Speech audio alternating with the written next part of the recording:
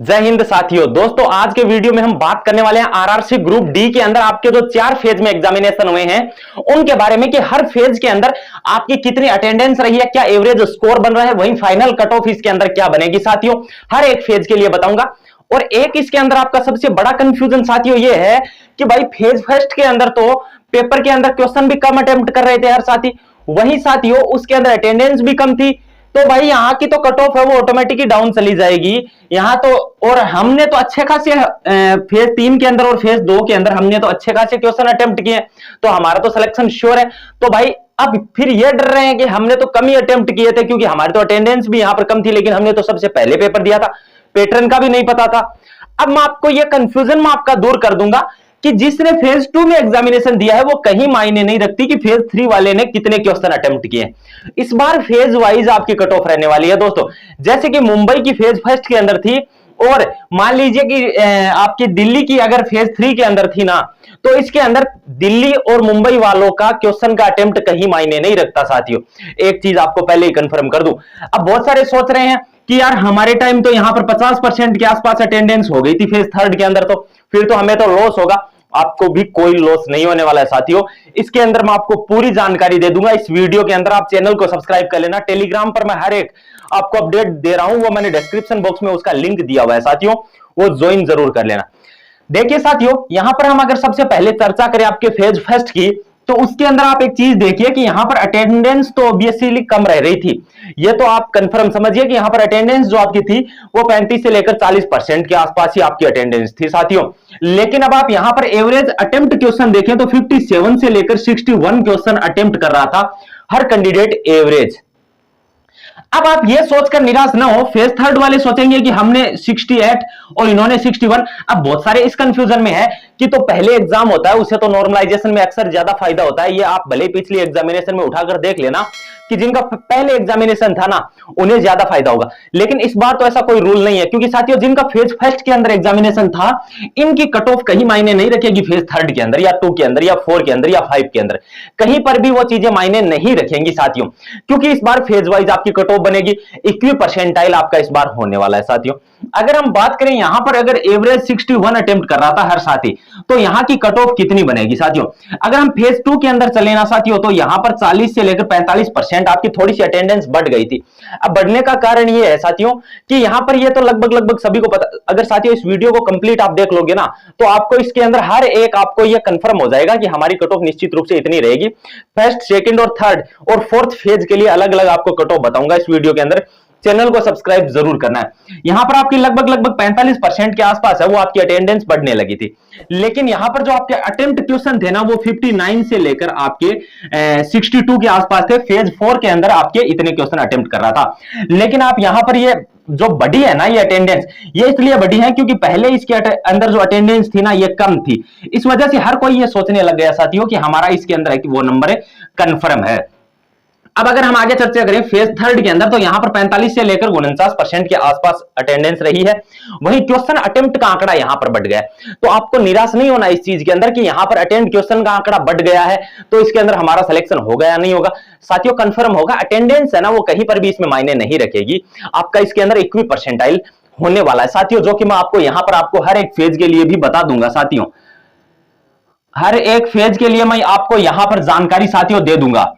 अब अगर हम चर्चा करें साथियों आपके फेज फोर्थ के अंदर, तो यहां पर आपकी अटेंडेंस फिर से घट गई है, फिर से अटेंडेंस कम हो गई है। एवरेज क्वेश्चंस अटेम्प्ट करने लग गए हैं साथी 66 के आसपास, इतने एवरेज क्वेश्चन अटेम्प्ट कर रहे हैं यहां पर साथियों। अब हम अगर इस चीज को देखते हुए आगे की ओर बढ़े तो एक चीज और है साथियों, इसके अंदर ये जो 3 वर्ष का जो लंबा गैप लगा है ना साथियों, ये 3 वर्ष का जो लंबा गैप लगा है इसके अंदर आपकी जो ये अटेंडेंस, अगर हम एवरेज ओवरऑल अटेंडेंस मानेंगे तो 50% के आसपास मानेंगे, और यहां पर अगर साथी अगर लगभग आपका 1.15 करोड़ के आसपास फॉर्म लगे हैं, तो यहां पर हम निश्चित रूप से मान सकते हैं कि 50 से लेकर 60 लाख स्टूडेंट ही यहां पर क्या देंगे आपका एग्जाम देने वाले। अब 50 से 60 लाख कैंडिडेट यहां पर एग्जाम देंगे, आप ये समझ लीजिए 50 से 60 लाख कैंडिडेट यहां पर एग्जाम देंगे, जो कि 1 लाख प्लस पोस्ट है। पिछली बार जो आपका फॉर्म अप्लाई हुआ था वो हुआ था ये समझ लीजिए कि 1.90 करोड़। अब यहां पर आपकी अटेंडेंस रही थी लगभग 80%, क्योंकि एग्जाम देने वाले कैंडिडेट जो कि थे ना साथियों वो यहां पर लगभग थे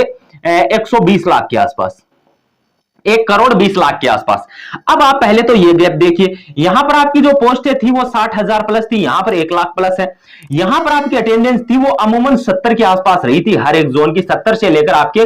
80 के अराउंड ही रही थी सभी की, बाकी किसी की 60 भी रही थी। अब आप एक तो ये गैप देखिए, ये भी बहुत बड़ा गैप है साथियों, क्योंकि स्टूडेंट जो इंतजार करता ना रियलिटी के अंदर साथियों, इसके साथ एक धोखा ही हो रहा है कि 3 से 4 साल का एग्जामिनेशन के अंदर गैप है, लेकिन कहीं ना कहीं आपको इसमें फायदा भी हुआ है। अब फायदा यह हो गया आपको कि एनटीपीसी वाले साथी है वो इससे हट गए,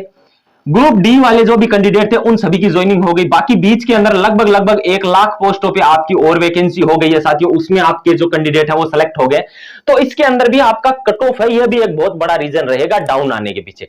अब हम अगर चर्चा करें साथियों इसके अंदर कि आपकी कट ऑफ क्या बनेगी, तो उसके बारे में हम चर्चा करें। तो अगर अब हम बात करें साथियों आपके फेज फर्स्ट के अंदर कट ऑफ रहने का सबसे बड़ा कारण एक तो ये होगा, दूसरा साथियों पेपर के पैटर्न का पता नहीं था जिस कारण अटेम्प्ट कम क्वेश्चन कर पा रहे हैं। तो हम अगर फेज फर्स्ट की बात करें जनरल कैंडिडेट की, तो फेज फर्स्ट के अंदर आप ये समझ लीजिए कि कोई भी जनरल कैंडिडेट 58 के आसपास अगर क्वेश्चन कर रहा है ना, तो कहीं पर भी घबराने की जरूरत नहीं है उसे। अगर हम ओबीसी कैटेगरी की इसके अंदर बात करें तो आप ये समझ लीजिए 55 के आसपास।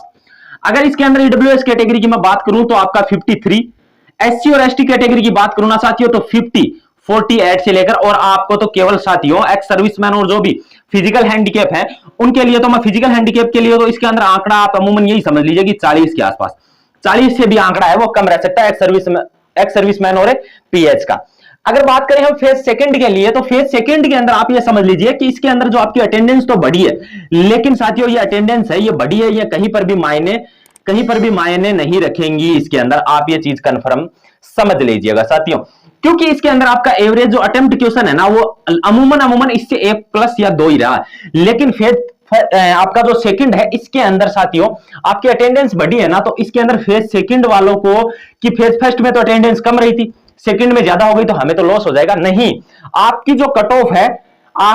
ऑफ है वो अलग बनेगी और फेज फर्स्ट की कट ऑफ है वो अलग बनेगी, ये अब आप कंफर्म रूप से समझ गए होंगे। इसकी भी आपकी कट ऑफ है वो अलग बनेगी और इसकी भी कट ऑफ है वो अलग बनेगी, और फेज आपका जो 5 होने वाला है उसकी भी जो कट ऑफ है वो अलग बनेगी। इसका मतलब है कि आपके अलग अलग जोन की कट ऑफ अलग बनेगी, क्योंकि फेज अलग अलग थे। पिछली बार साथियों सभी का नॉर्मलाइजेशन एक साथ किया गया था, लेकिन इस बार है वो इक्वी परसेंटाइल फेज वाइज होने वाला है आपका। अगर हम आगे बात करें फेज सेकंड के अंदर, तो अटेंडेंस बढ़ने के पीछे कारण यह है कि एवरेज अटेम्प्ट बढ़ गए थे, तो यहां पर आपकी जो कट ऑफ है ना वो अमूमन आप ये समझ लीजिए कि 60 के अराउंड जाएगी। ओबीसी कैटेगरी की अगर मैं बात करूं तो 58 के अराउंड रहेगी,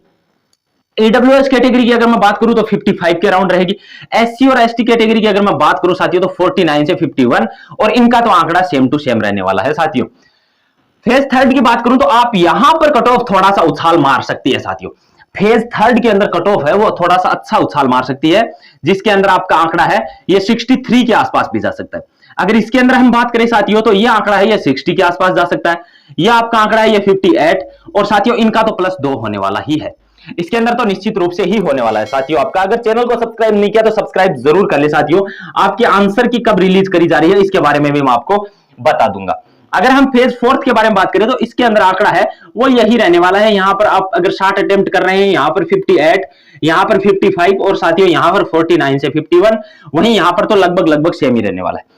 अब बात करते हैं आपके आंसर की तो आने वाले 15 डेज के अंदर अंदर आपके आंसर की है साथियों वो रिलीज करना स्टार्ट कर देगा विभाग, यह चीज कंफर्म आपको बता रहा हूं कि आने वाले 15 दिन के बाद आपके आंसर कीज है जो रिलीज होना विभाग स्टार्ट कर देगा साथियों। अगर चैनल को सब्सक्राइब नहीं किया तो सब्सक्राइब तो आपको करना ही करना है, वीडियो को बाकी शेयर भी जरूर करना है, टेलीग्राम को ज्वाइन करना है, लिंक डिस्क्रिप्शन बॉक्स में मैंने दे दिया है साथियों। फेज वाइज आपको कट ऑफ बताने का मैंने प्रयास किया, उम्मीद करता हूं जानकारी अच्छी लगी है। सभी साथियों को जय हिंद जय भारत।